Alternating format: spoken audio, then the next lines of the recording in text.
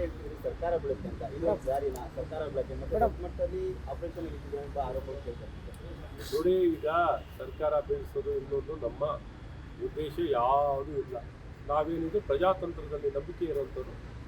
ಇವತ್ತು ಪ್ರಜೆಗಳು ಅವರಿಗೆ ಅವಕಾಶ ಕೊಟ್ಟಿದ್ದಾರೆ, ಸರ್ಕಾರ ಮಾಡ್ತಿದ್ದಾರೆ, ಮಾಡಿ ನಾವೇನು ಅದಕ್ಕಿಂತ ಅಡಚಣೆ ಮಾಡಿಲ್ಲ. ನಾವು ಹೇಳ್ತಿರೋದು ಅಗೌರವವಾಗಿ ರಾಜಕೀಯ ಪ್ರೇರಿತವಾಗಿ ತುಷ್ಟೀಕರಣದ ರಾಜಕಾರಣವನ್ನು ಮಾಡಬೇಡಿ, ಸಂವಿಧಾನವನ್ನು ಗೌರವಿಸಿ ಸಂವಿಧಾನದ ಪ್ರಕಾರವಾಗಿ ತಮ್ಮ ಕಾರ್ಯವನ್ನು ಮಾಡಿ.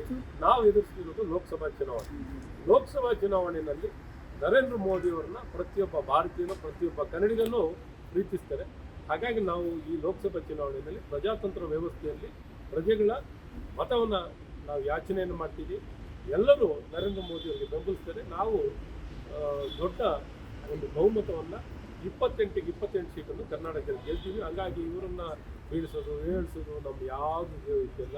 ಅವರವರೇ ನೋಡಿ, ಅವರವರೇ ಅವ್ರು ಹೈಕಮಾಂಡ್ ಪ್ರಶ್ನೆ ಮಾಡ್ಕೊತಾರೆ. ನೀನು ಯಾರು, ನಾನು ಯಾರು, ನೀನು ಯಾರು, ನಾನು ಮುಖ್ಯಮಂತ್ರಿ, ನೀನು ಮುಖ್ಯಮಂತ್ರಿ, ನಾನು ಉಪಮುಖ್ಯಮಂತ್ರಿ, ನಾನು ಮಂತ್ರಿ, ನೀನು ಯಾರು ಅಂತ ಕಾಂಗ್ರೆಸ್ ಪಕ್ಷದವರೇ ಬಾಕ್ಸಿಂಗ್ ಹೊಡ್ಕೊತಾರೆ. ನಾವೇನು ಹೊಡಿಬೇಕಾ? ನಾವೇನು ಮಾಡಬೇಕಾಗಿಲ್ಲ. ನಾವೇನಿದ್ರು ಮತ ಯಾಚನೆ ಮಾಡ್ತೀವಿ, ಇವರನ್ನು ಬಯಲಿಗೆ ಎಳಿತೀವಿ, ಮತವನ್ನು ಪಡ್ಕೊತೀವಿ. ಬರುವಂಥ ಲೋಕಸಭೆಯಲ್ಲಿ ನರೇಂದ್ರ ಮೋದಿಯವರ ಕೈ ಬಲಪಡಿಸಿ ಎಲ್ಲರೂ ಅವ್ರಿಗೆ ಬೆಂಬಲ